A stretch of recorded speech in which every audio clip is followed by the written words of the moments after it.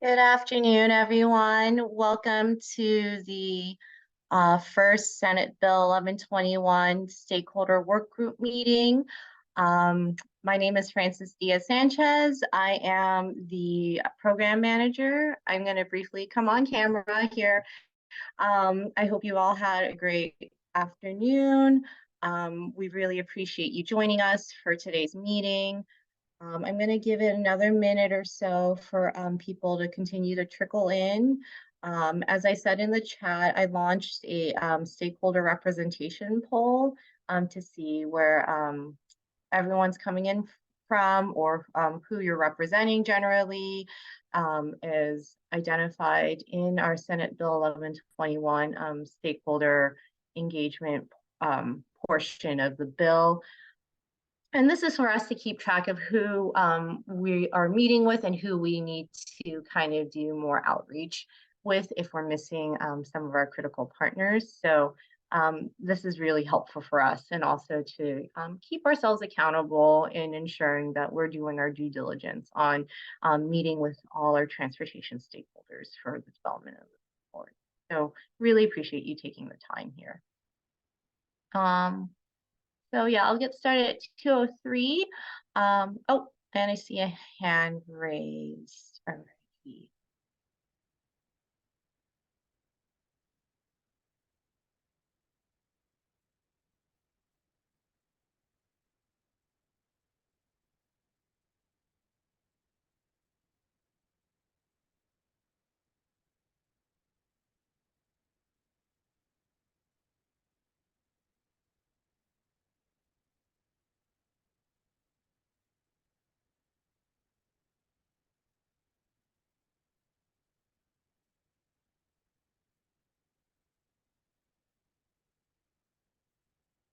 And I will actually be going off camera just to ensure that nothing wonky happens with my video. We're all at home, so sometimes I'm not sure how much my internet loves me for the day. So I am Frances again, but utilizing our California Transportation Commission Zoom webinar platform. So all right. See, it's 2:03. We'll get started. Cherry, are you able to see? Okay. So again, thank you for joining us today for our first stakeholder work group meeting. I know many of you probably attended our kickoff meeting where we went over sort of what the intent of Senate Bill 1121 was and why we're doing this effort. Cherry, could you go to the next slide, please? So today's agenda, I just wanted to discuss what the Senate Bill 1121 interim transportation needs assessment report parameters are, like what we're going to be doing, what we're able to do, what the intent of, again, Senate Bill 1121 is, versus what we will not be able to address specifically in this report. And then next, after that discussion, we will go over a very high level outline of the Senate Bill 1121 draft interim report. There's really no content. It's really just more of like what the chapter sections are going to be in some of the subsections that we're discussing, and to receive input from everyone on those topics. So that's really the focus of today's meeting. I've touched base with Laura Pennybaker, who's online here from CTC, along with Cherry Zamora, who's helping me run the slideshow. So we'll go over that material in a little more detail. So next slide, Cherry. So, next slide. So we really wanted to touch base today on what the needs assessment is. Why this report is important for us to work together with you. We want to ensure that we have a consistent message that we're sending to the California State Legislature on the transportation challenges that we're facing today. Particularly again on funding and what the projection of our revenue funding is going to be in 10 years out to the year 2035, and what that means with the roll-up of our transportation needs from the regional transportation plans and from the state highway system management plan, and so on. So it's really to ensure that we are consistent across the board on what we're saying and what we're presenting to the state legislature, and working with everyone here will really get us to having a cohesive message, and working with everyone to ensure that our concerns are addressed, in a fair and equitable manner. Again, we're really focusing on overall transportation funding revenue sources. So, unfortunately, we are not this report is not focused on specific funding programs per se, nor is it focused on making specific guideline recommendations on how transportation projects will be funded or should be funded.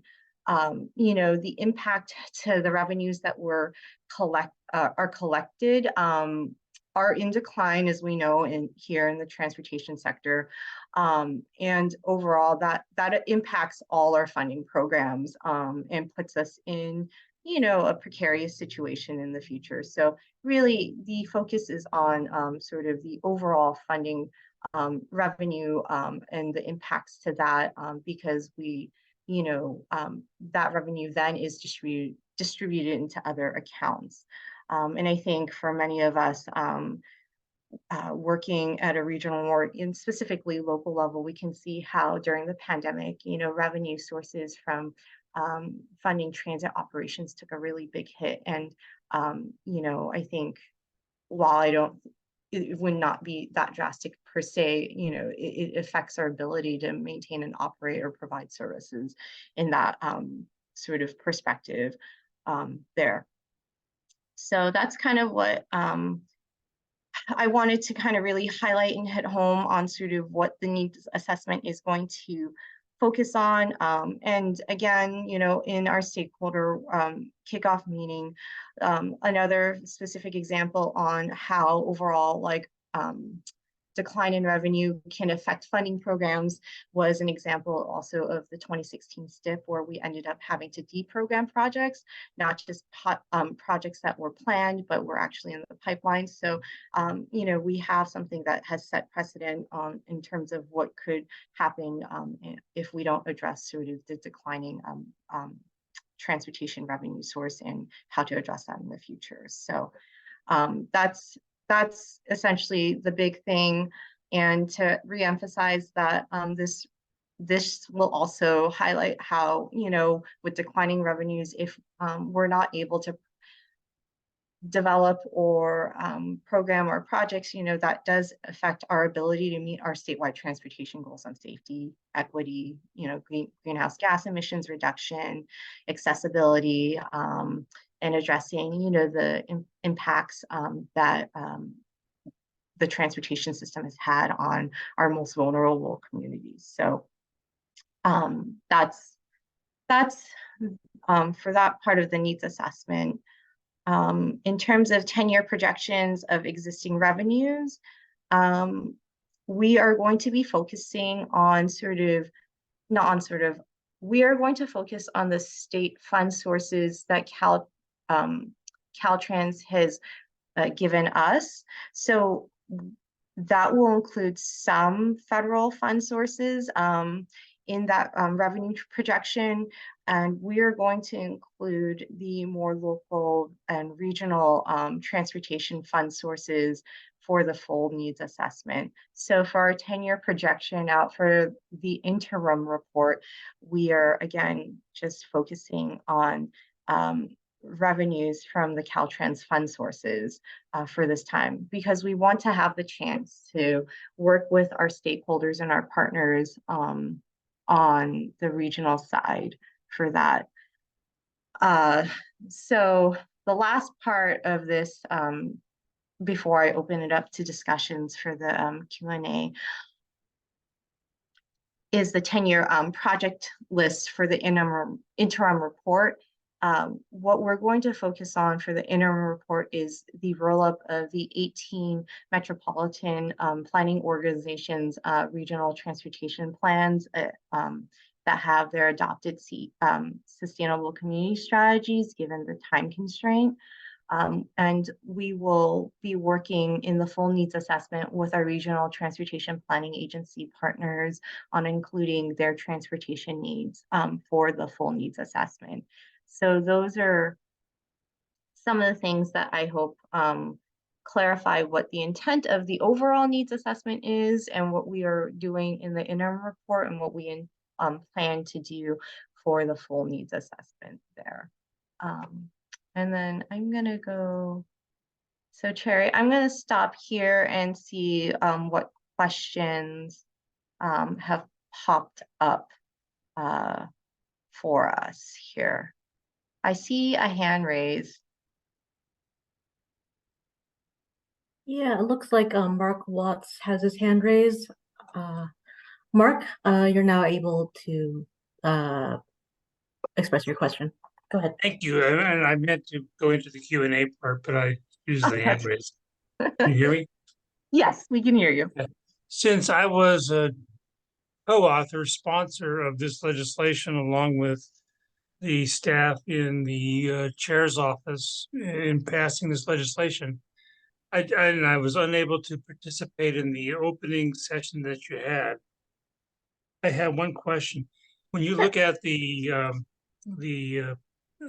needs versus revenues, particularly in something like, and maybe you don't get this down and dirty, but the SHOP program where probably a great number of projects are moving into the SHOP that are not the traditional SHOP program projects. They are the more updated, modern, equity-based issues that have to do with not fixing the roads, but providing advanced mobility throughout the various corridors.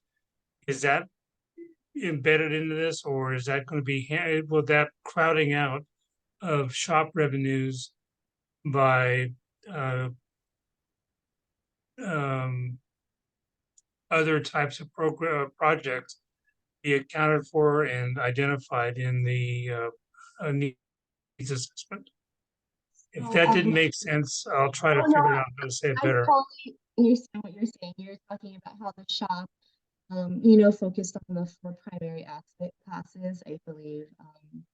Highways, the pavement condition on highways, TMS, culverts, and bridges. Right. And something. And then they have their supplementary asset classes that I think you're referring to, all the other things that they have been doing Correct. in addition to the full punch. So we will be discussing that. And I think that the intent of the discussion is to show that under Senate Bill 1, when that was passed, you know, this was our primary focus, but there are a lot of other needs that have to be addressed and that, you know, there's just not enough funding going around. So we will finesse that sort of discussion, but I think it's important to highlight those needs on the system and both off the system, and how, you know, it's just funding is not adequate, and, you know, it is competing in some senses, but I think to capture holistically what those needs are, we will talk about it. And okay. Yeah, so the SHS.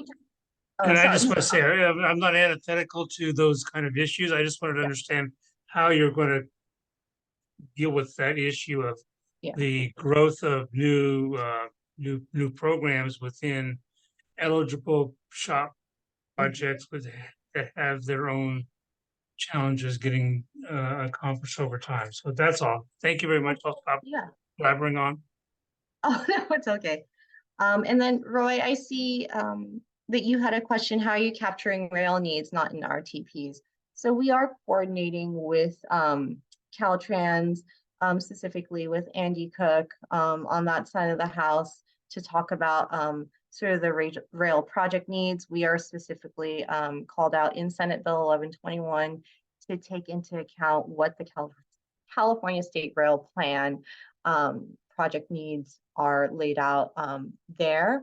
So we are going to be working with the rail folks on that side for any needs that aren't captured in the RTP there. Does that answer your question, Roy?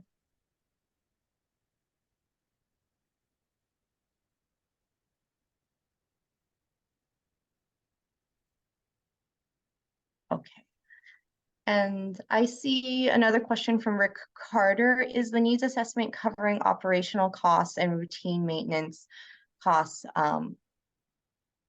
Okay, these are not captured in MPOs and RTPs. So we will be in the full needs assessment, I think, capturing operational costs and maintenance costs, I think, in terms of the actual vehicles, but in terms of infrastructure itself, like there was a question we had earlier on sort of power sources for the transition to cleaner transit fleets.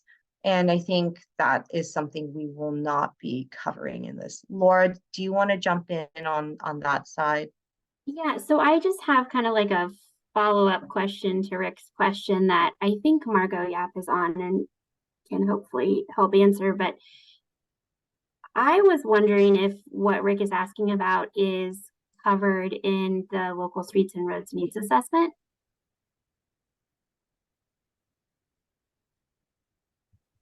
Can anyone hear me?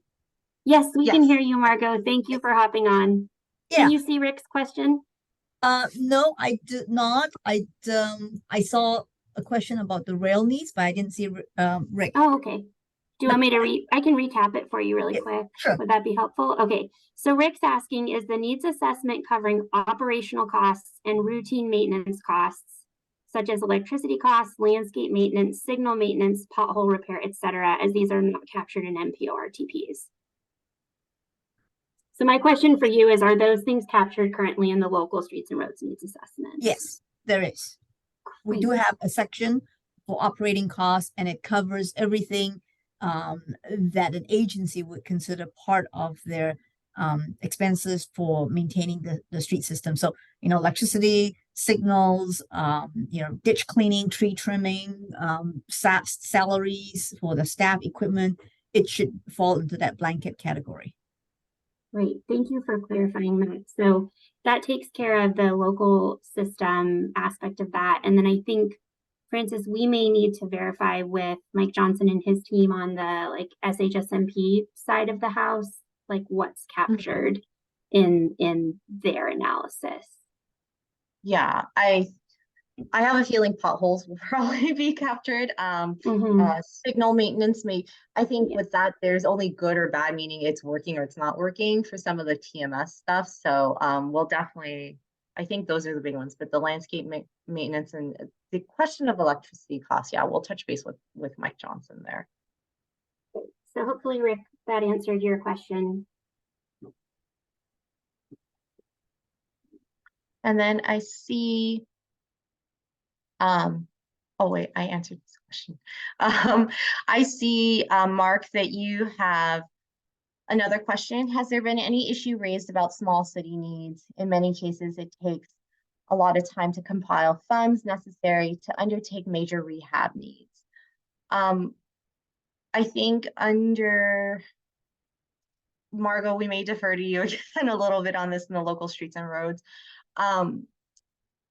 I think in that report, a lot of information has been captured, which we are taking into our own interim transportation needs assessment. That's one of the reports we're going to be pulling information from to give a statewide perspective of what our needs are there.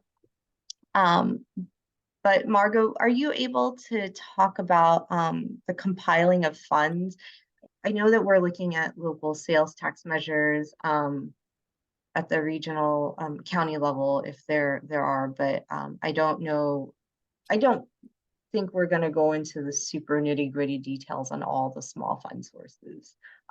So what we have in the survey that the cities and counties respond to is we break it up into three categories: federal funds, and then We have a drop-down list of all the different federal funding programs that they can click on, and they can add others. For instance, if it's, Forest Service timber money, and that's not one of the drop-downs, and they can add that in there.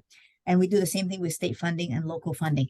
So there is a lot of funding sources. From the local side, local sources is primarily sales tax, and bond measures, parcel tax measures, and but even included in that category, we've got impact fees. So it can get down to a fairly gritty level. It depends on the agency who's responding. So some of the small cities, if they have a sales tax or parcel tax, they'll usually note that, or an impact study of some sort. They'll include that information. Let's see. Mark, did that answer your question?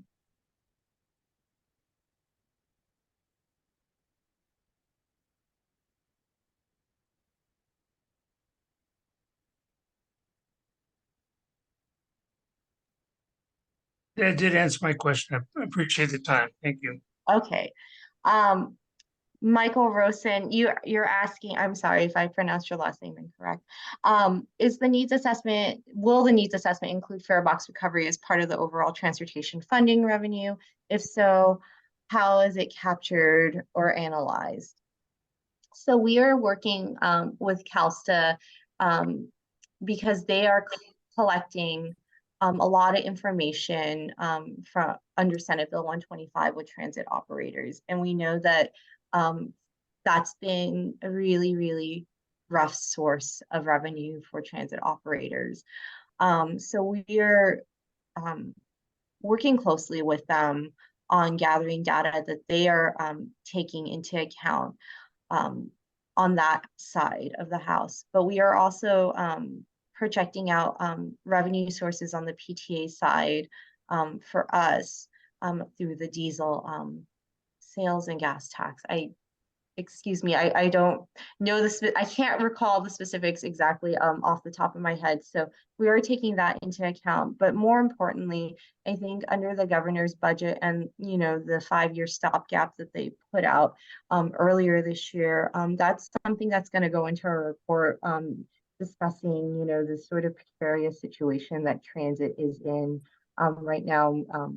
Again, working closely with CalSTA on their report along with ours to ensure it's consistent in discussing what needs to be done for the future of transit and transit operations in the state. So that's how our reports are working in tandem together. So we're really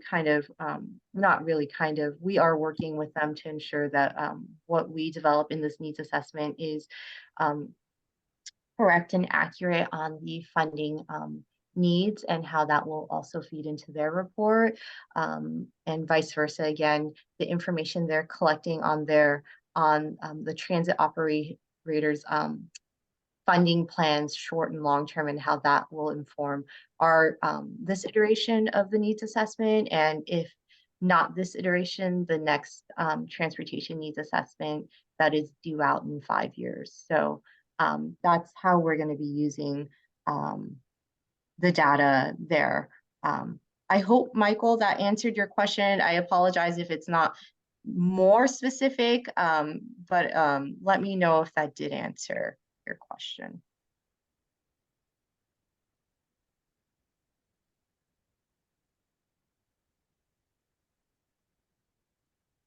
And then, Laura, do you want to take the next question?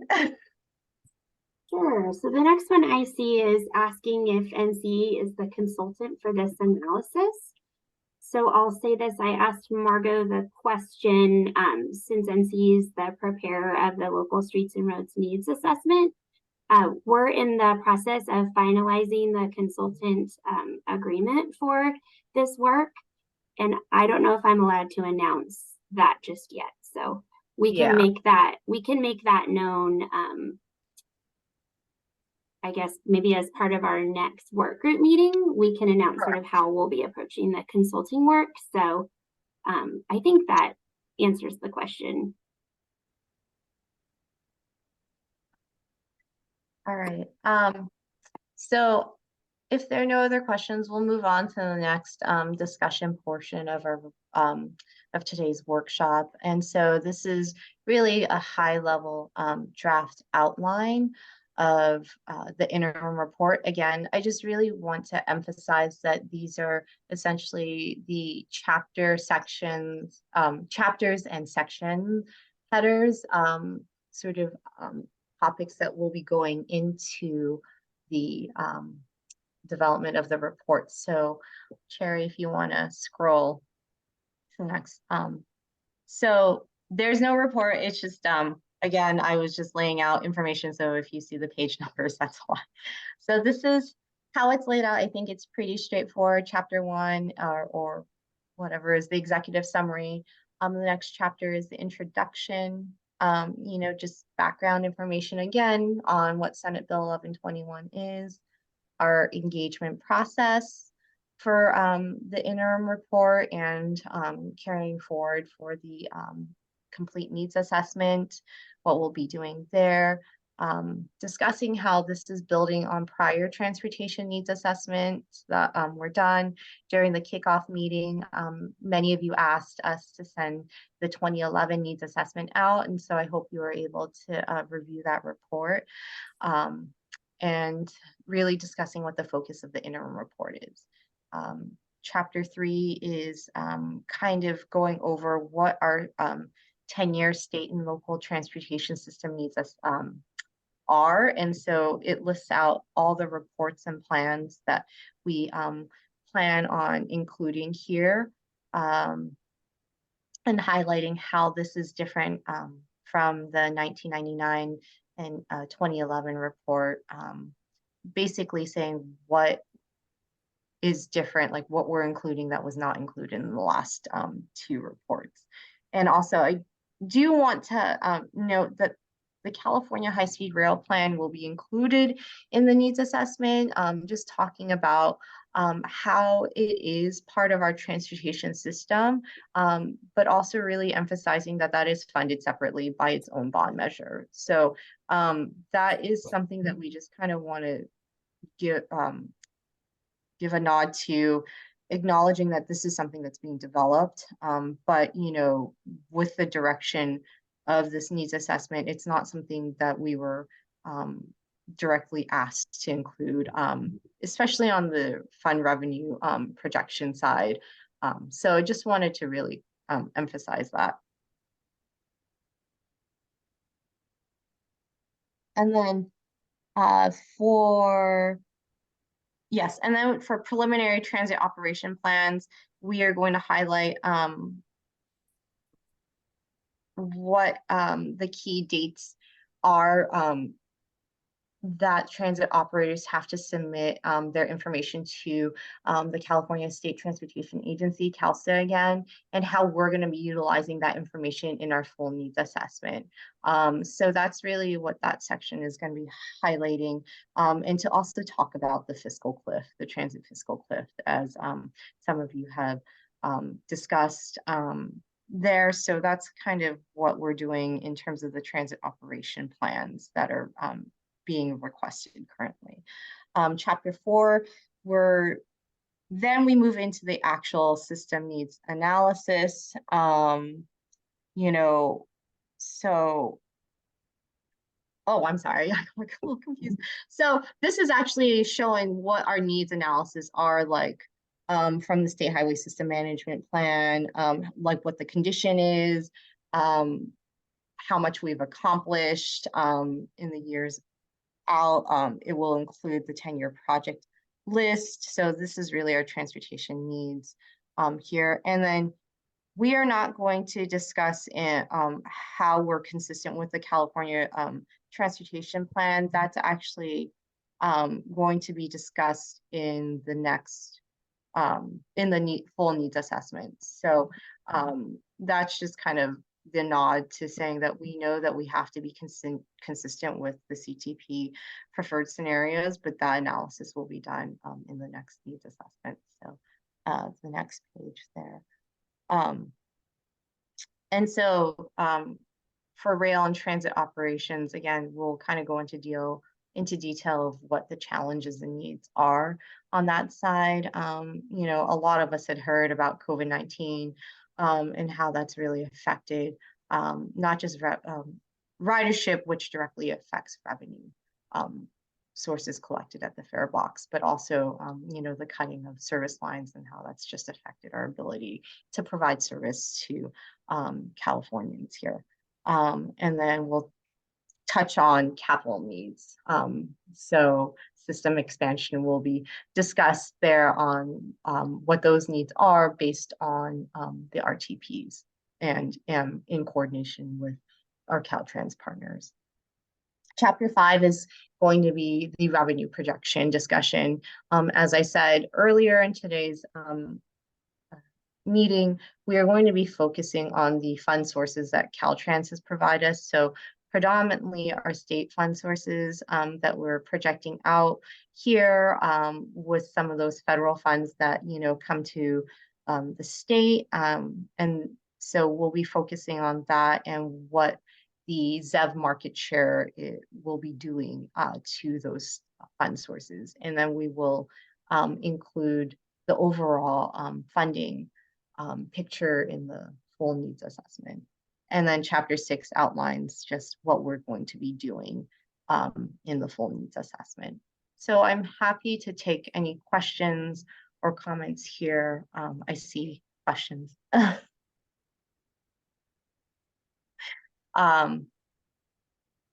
Okay, Elizabeth, I see your question. Will this report consider Advanced Clean Cars 2 rule requiring all new vehicles sold in California to be ZEV by 2035? So yes, that is part of our revenue projections, Elizabeth. The ZEV market share, that's what is going to be included in our calculations. So that is a critical component and part. And our staff has been working with our Caltrans budget counterparts. We've been meeting with the Department of Finance there and also working closely with CARB on our revenue projections as well. So I hope that answers your question, Elizabeth. Let me know. And then Norman, I see that will the report include federal transportation revenue sections and projections contained in the report released in 2023 by the governor's office entitled Building a More Inclusive and Sustainable California, Maximizing the Federal Infrastructure Funding Opportunity? Norman, I will have to get back to you on your question. I don't know off the top of my head. Francis, I can chime in on this one. So we received this report and we have it in the list of, I would say, things that we're like looking at for potential like reference to in the needs assessment. So we can take a deeper look at the report and the one that you have noted and determine sort of what pieces of it might be applicable. There's certainly going to be a place for us to like incorporate certain documents by reference. So we will make sure to look at that as a suggested input, and then maybe we can circle back with you after we've had a chance to do that. Okay. I'm gonna say, is that considering infrastructure needs? Elizabeth, would you be able to clarify that? I'm wondering, Elizabeth, are you asking if we're going to be including infrastructure needs on the needs side of the assessment, not just the revenue side? Yeah, what I'm thinking of is where you're talking about, I may just not understand the terminology, but you know, I asked the question about the you know, executive orders related to sales, auto sales. You in your outline, it says, you know, include how the ZEV market share will impact on our primary source. I'm not really, I guess I'm not sure I really completely understand that. I think, oh, okay, I see. I think I understand where you're going with that. My question is with regard to needs. I mean, I think there's a lot of talk about needs related to putting in the infrastructure to support that executive order. Is that outside of the scope of this needs assessment? Are you really focused on more like revenue needs, or actual, I guess there's the revenue need question tied to that as well, but there's, Yeah, no, the question makes a lot of sense. Francis, do you want to answer it based Yeah. on how you're looking at it? So, yeah, when you, I think what you're talking about, like, infrastructure needs such as electrical vehicle charging stations, is that one of the things? And also hydrogen potentially, is that what you, yeah, and sort and of our electrical, electric real, yeah. yeah, the grid So, capacity and all that. so we will talk about it in the report, but we're focused on sort of the funding and the impacts of funding, because we utilize our sales tax measures, or not sales tax measures, but our transportation revenue sources come from excise and gasoline sales tax. So that's kind of discussing like what it's really focused on that aspect, I would say. But we will talk about how there's also a greater need beyond that, that transportation funding doesn't typically address, I guess. Laura, did I answer your question, Elizabeth? Yeah, Yeah, I okay. appreciate it. I'm just kind of wondering, because I know that's it's out there and Mhm. living. So thank you. Oh. And I think that rolls nicely into Eric's question. Yeah, Eric, did I answer your question?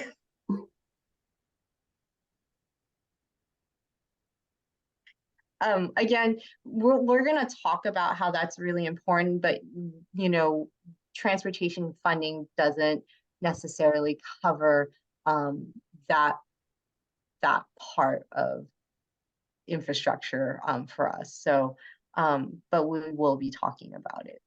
Oh, so, well, when we say charging infrastructure, though, I think the actual chargers themselves, I think, are an aspect that we want to explore as much as we can in terms of being able to illustrate the need. Yeah. So I think anything that is potentially fundable with the types of revenue streams that we generally have in transportation, or that are, reasonably available through other programs, we want, ideally, when we get into like the complete needs assessment, and I'm not going to promise it's like the needs assessment that's due in 2025, but as we take a crack at this every 5 years, being able to provide a number and illustrate and refine the charging infrastructure necessary to meet those goals, I think, will be an important part of showing the need. Thank you. Okay. I'm going to say we answered that, but Eric, let me know. We can come back to you. Last chance grade, is that the one starting Crescent City? Jim Velarde, is that your question? We'll be working with our partners for the full needs assessment on the RTPA side. Laura, do you want to talk about specific projects? I would just add that, as part of the needs assessment effort, we'll be, talking with every county, hopefully at some point, whether it's interim or as we go into the complete needs assessment, to understand like what the priorities are in that region, and making sure that what is reflected in the needs assessment in terms of a 10-year need is, accurate and, speaks to all the transportation planning work that has been done in that, that county or that region. So hopefully, Jim, that gets at this question of, if and how this particular need on the 101 is reflected. Basically, if it's part of the need in the RTP, then we would be rolling it up and reflecting it. And then, Michael, I see your question. How will the report account for changes in federal transportation funding that will take place with the next surface transportation reauthorization bill? There is a strong potential that we will see a significant drop in funding after IIJA BIL expires. We will take into account what is currently existing, but I think we can discuss how it's just very hard, I think, with federal funding to predict exactly how much we're getting each time. So that's something I can touch base with our team that's doing the funding projections too. But you know, is something that we can discuss. Laura, do you want to add more to Michael's I question? just want to thank Michael for this question, which is a really important one, because I think optically one could look at the influx of federal funds that have come to California recently and ask, how in the heck can you feasibly, you know, have a need, right? Like there's been a large influx of federal funds, but, you know, that is been our problem is we get these one-time infusions. And when you start looking out over longer periods of time, they're not sufficient to meet our needs over the long term. So, you know, we're definitely going to talk with our financial projections folks about how we capture that. You know, whether it's anecdotally at first, you know, and how we may be able to illustrate it with more of a quantitative picture at some point, because it will be a really important takeaway to be able to. Yes, exactly. To your what you just put in the question box, Michael. We do not want to send the message that the IIJA/bill funding would sort of extend out or exist for the full 10-year period. No, no, I think, yeah, we acknowledge that, you know, these are just one-time infusions, and, you know, they do come in, but it's just one-time infusions. They're not a reliable source in terms of like, or they're not a stable sort of source, I would say, in that regard, right? So thank you. Jim, I think Laura may have answered the question related to. Jim said thank you. So I think oh, did he down there? Okay. Yeah, his question about the 101. So we're on Mark Watt's question right now. Okay. How will you see pricing as a revenue source? So, Mark, that's actually the discussion that we will have in the full needs assessment. You know, I think once we kind of submit the interim needs assessment, kind of giving the picture of what, you know, what the current situation is for us here across the state, then we're going to really start formulating our policy recommendations. And one of that is the discussion on roadway pricing and road user charge. And you know, we know that that's a topic, and we know that that's something that will be discussed in the full needs assessment. But Mark, we do not have a specific recommendation. Well, I have a clarifying question. This always happens. I see pricing, and then I need to clarify, like, what do you mean by pricing? Are you talking about like road usage charging, or are you talking about how we would be reflecting something like toll revenues that are currently being collected? So I'm thinking of roadway pricing and Okay. various ways to do it. I'm also thinking that maybe that's the same way you may look forward and start treating the federal government as just kind of similar sideline. Here's money, it comes in separate from what the state, and look at really what the state needs, the state revenues are that address state needs, and then have federal on top of that and supplemental pricing revenues that are separate from, you know, that are generated on the sideline. I don't know. Okay. It just, I dealt with this quite a bit talking with Randy Chin as we were writing this bill. We couldn't figure out how to deal with that, so we kind of kicked it out to you guys and let you guys deal with it. Hey, thank you. We appreciate that. No, you guys are smarter than we are. I know that. We certainly try to surround ourselves with smart people like the folks on this call. So we can absolutely start that conversation as part of the complete assessment. So I think how we view the interim report is like, it's our problem statement. We want to come out strong with like, we have a problem. And then the full assessment becomes the point at which we start like once we are able to articulate the magnitude of the problem, like we will in between the interim assessment and the full assessment, then we can start offering these potential policy solutions. So, you know, we definitely look forward to having really robust conversations about what we want to introduce into the full assessment around potential solutions like road usage charging, and definitely want to make sure that we're all collectively as a stakeholder group really comfortable with how those things are messaged and presented.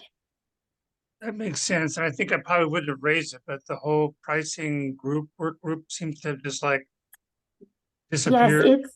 I would say that I don't think folks have like truly disappeared. I think there's a lot of work that's happening below the surface right now that we want to tap into and make sure that we help bring to the surface in a really like coordinated, thoughtful way. Thank So, you. That's good to hear. yeah, That's all. yeah, Thank you. yeah, no problem. Does anyone else have any questions or comments? You are always welcome to email us, obviously, with any additional questions or comments that may not be coming to you right now at the moment. And I also wanted to acknowledge and thank everyone who sent information over to us after our stakeholder kickoff meeting as well. And we will be utilizing the information that you gave us for the complete needs assessment if we were not able to utilize it in the interim report. So I just wanted to give a nod on that. Additionally, yeah, so I just wanted to know if there are any additional questions that others had. Laura, I'm going to email out just the outline of this to everyone if they had any additional thoughts to ponder and send it to us later. Yeah. Cherry, do you want to go? It's the last is just wrap up the next steps. So the one last question I really had for the group, initially we really wanted to meet bi-weekly, but I wanted to see what the pulse was for everyone on meeting maybe every 3 weeks, because the next meeting I'd like to bring forth our draft before it's released to the public. So having a more like, we'll have like a draft with some of the numbers to be able to present to you once we get that like cleaned up. So just thoughts if 3 weeks, every 3 weeks sounds good.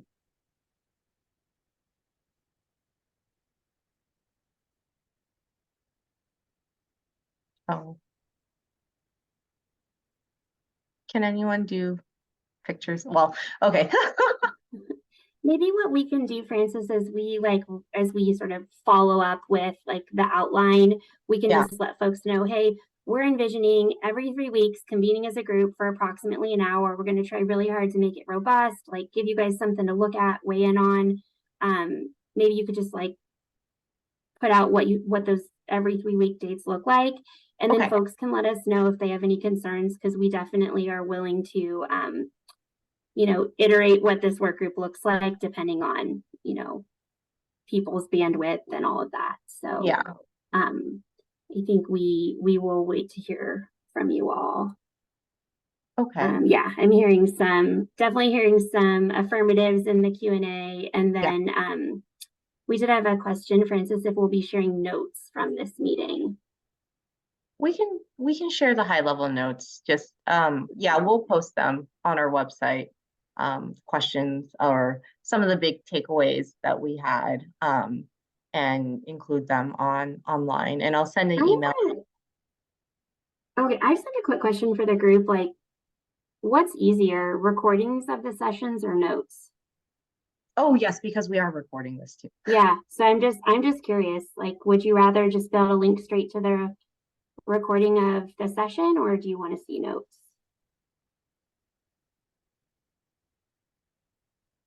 Both. Okay. All right. Because I think we uploaded the last webinar online, and I think we do that with most of our stakeholder meetings through the commission. So we'll work with our team to upload the webinar, and then we'll upload the notes as well. And I'll send an email out to everyone, letting you all know that the information has been posted. And I think I just had one more thing to add, Francis, whenever you're done. Yeah. Yes, the slides will be uploaded as well. Great. Okay, so I just wanted to give everyone a heads up that Francis and I are trying really hard to come to you all whenever you have any like regularly scheduled meetings where it would make sense for us to make an appearance, talk about this work, get information, etc. So I just wanted to let folks know that if you have any standing meeting, you know, or want to have like a more focused conversation with us about this effort, like we are happy to schedule that. So please just reach out to Francis. We're trying to work as much as we can through existing coalitions of folks, you know, so that we're getting to places where people are already planning to be. So yeah, just let us know if there's a meeting that we could come to. Oh, Elizabeth, did you have a question? I see your hand just raised. Actually, I was just going to suggest, I don't know, maybe some other folks can chime in, but I was thinking to make the most of those kinds of meetings so that you get the information you want. If you ultimately feel like it works, to maybe draft questions on or information on what you're seeking or what you want to get out of Absolutely, that yeah. meeting. That would be Yeah, great. Like if we yeah. got that in advance, then that would be helpful. Definitely. And I think what we can, what Francis and I are in the process of doing right now is like figuring out, we're mainly focusing on coordination with regional agencies right now, since we have the most information to exchange. So that's where the focus is. So we'll make sure we go into those meetings with very specific asks. And then as we look at the other stakeholder groups we need to engage with, we can try and define sort of the questions or purpose ahead of time. That's great. Thanks. Yeah. Okay. Well, I think I'll just, for Francis's sanity, ask if anyone has any like follow-up thoughts or suggestions on this this stakeholder meeting that we had today. Send her any thoughts by next Friday so that she can kind of sort those out between now and the next time we convene. Yes, and I'll send out an email to the list. I'll upload any names that or I'll add you to the specific stakeholder list if I don't already see your name there, and I'll send out an email with the PowerPoint presentation and the table of contents outline requesting any specific sort of additions or things to consider in the report that I may not have specifically in terms of the topic or any other questions that you may have for us. And again, we'll meet in 3 weeks and I'll also send out the schedule of what that looks like so everyone has an idea of the meeting frequency and some of the topics that we'll be having. And as I said, I hope to bring a draft to everyone in the stakeholder work group on what the interim report looks like before we put it out for public comment. It will be posted the same day. Our meeting materials will be posted for the October commission meeting, so October 6th. Thank you, everyone. Thanks, everyone. We really appreciate your attendance. Thank you.